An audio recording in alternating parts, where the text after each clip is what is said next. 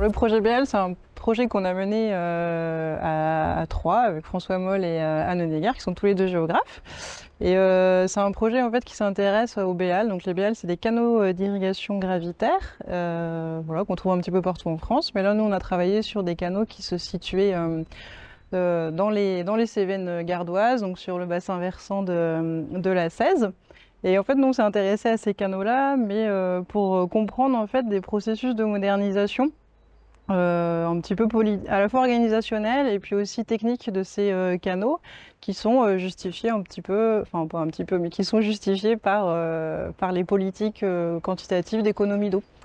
Et en fait, nous, on est allé à la rencontre des habitants et de ceux qui utilisent en fait ces canaux pour comprendre un petit peu comment eux réagissaient par rapport à ces politiques publiques là, en fait, qui demandent quand même des efforts de réorganisation, enfin pas forcément des efforts, mais des mesures de réorganisation collective, mais aussi en fait des mesures en fait techniques qui viennent modifier assez profondément en fait la nature des canaux.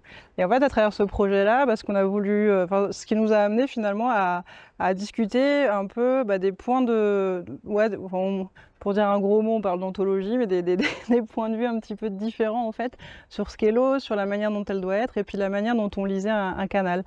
Donc assez caricaturalement, d'un point de vue administratif et gestionnaire, le canal, le BL, c'est un mauvais canal et un trop gros préleveur, il prélève trop d'eau et donc il faut le rendre plus efficient, il faut le maximiser. Et donc il faut vraiment agir dessus en venant l'imperméabiliser.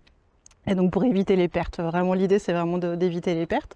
Et du coup la parole habitante, elle nous permet de comprendre que ces pertes-là, c'est vraiment une définition particulière de ce que devient l'eau une fois qu'elle est mise dans les canaux. Parce qu'on se rend compte que finalement, en fait, ces pertes-là, elles peuvent être aussi considérées comme des infiltrations qui vont aussi en fait participer à ce fameux cycle de l'eau. Donc voilà, notre projet c'était vraiment d'essayer de comprendre un petit peu ces deux lectures de l'eau qui se comprennent pas.